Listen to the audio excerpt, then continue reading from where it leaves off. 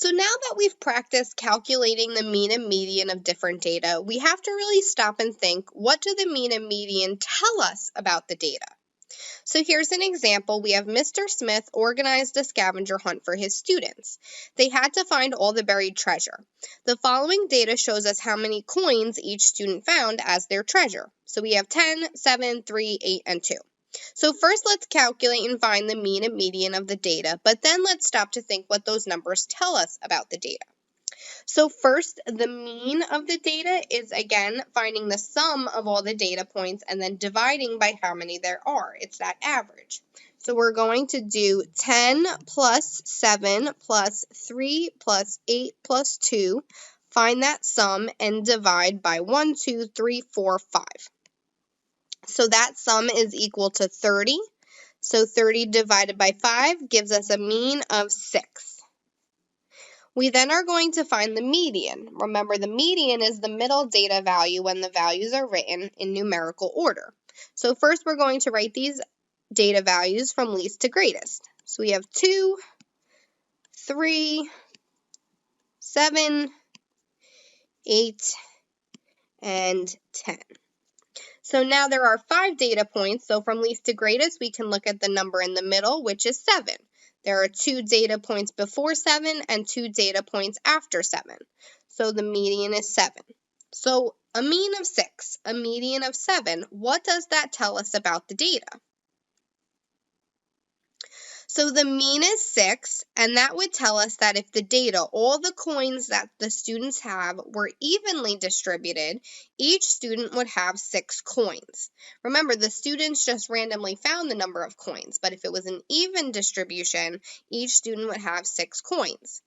The median tells us that half the class has more than 7 coins, and the other half of the class has less than 7 coins. Remember, 7 coins is the middle value of your data, so some students have more and some students have less, and now we have exactly half and half. That again is the median and the mode, or the mean and the median. Now we're moving on to the mode. What is the mode of data? So remember, the mode of the data is the value that occurs most often. It is the number or numbers you're going to see the most in your data set.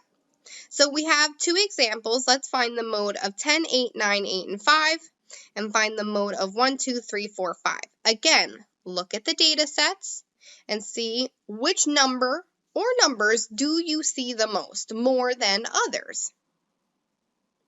So in the first data set, your mode is 8. If you see 8 twice, I see it once and I see it twice. So twice is more than the other numbers. I only see the number 10 once. I only see the number 9 once. I only see the number 5 once, but I see the number 8 twice. So 2 times more than 1 time, so the mode is 8. Now in the second data set, there is no mode. Your data points 1, 2, 3, 4, 5 are only occurring once. I see the number 1 once, 2 once, 3 once, 4 once, 5 once. So there is in fact no mode that can happen. But we can then extend that and think, what could be added to that data set of 1, 2, 3, 4, 5 above so that there are 2 modes or 3 modes? So think, what numbers could we add that you would then see them more than once in the data set?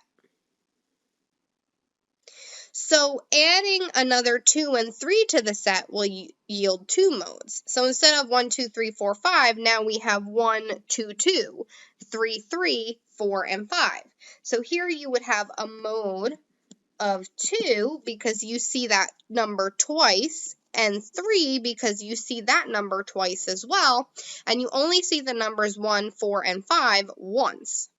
And then adding another 4 will create 3 modes. Now you have the number 2 twice, the number 3 twice, the number 4 twice.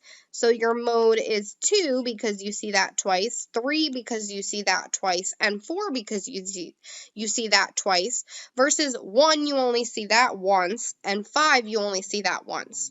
So again, think and remember that the mode is the data value that occurs most often. You can have more than one mode, or you can have no mode at all.